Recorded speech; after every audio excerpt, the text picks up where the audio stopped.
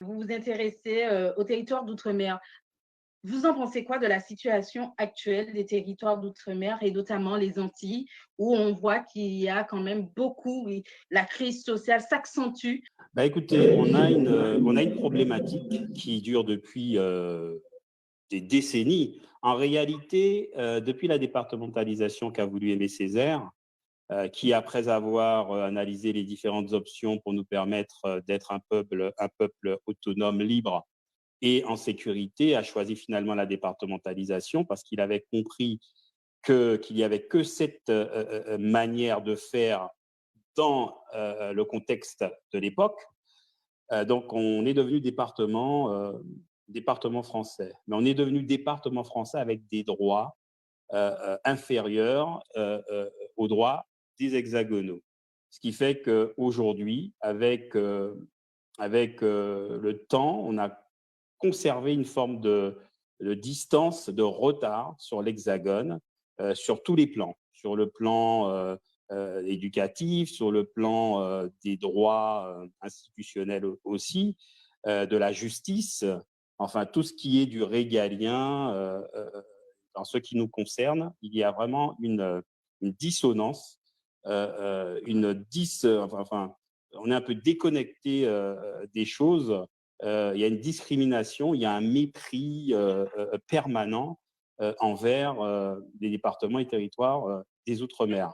Qui Donc, méprise les territoires d'outre-mer?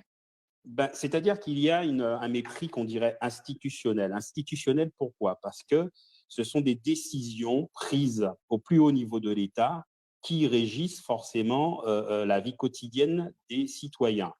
Euh, Quand vous avez la problématique du chlordécone, par exemple, qui est un pesticide poison qui a été utilisé pendant des années et des années en Guadeloupe, alors que l'on savait pertinemment que c'était toxique et que les États-Unis, depuis 1976, avaient arrêté la distribution et l'utilisation de ce pesticide, on peut dire que la France, l'État centralisateur, a eu un comportement méprisant, un comportement criminel, on pourrait même jusqu'à aller dire ça, parce qu'ils ont continué à utiliser ce pesticide dans l'agriculture de la Guadeloupe et de la Martinique, ce qui fait qu'aujourd'hui, nous avons 92% des Guadeloupéens qui sont atteints, qui sont contaminés, et on a 95% des Martiniquais qui sont contaminés. L'État a fini par reconnaître sa responsabilité,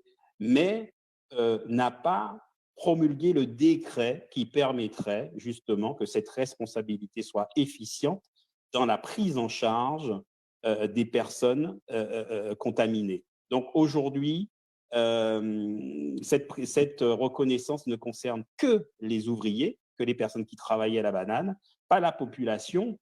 Là, c'est un scandale, puisque la population a consommé la banane, les produits aussi qui sont exploités, puisqu'il faut savoir que les terres sont contaminées, hein, la nappe phréatique a été atteinte aussi. Donc, tout ce qui est produit sur le sol guadeloupéen ou martiniquais est contaminé. Hein, le poisson est contaminé, les produits de la mer sont contaminés. On est obligé d'aller pêcher à une distance sécuritaire pour ne pas pour se dire que les poissons ou les fruits de mer ne seraient pas contaminés. On sait que les sols sont contaminés pour 700 ans, c'est ce qu'on dit, 7 siècles.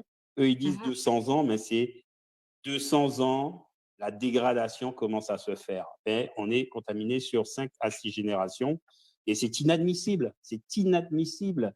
Et nous avons des morts tous les jours. Nous avons des morts tous les jours. Nous avons un taux de cancer. On est numéro 1 en taux de cancer de la prostate ou de morts liées à un cancer.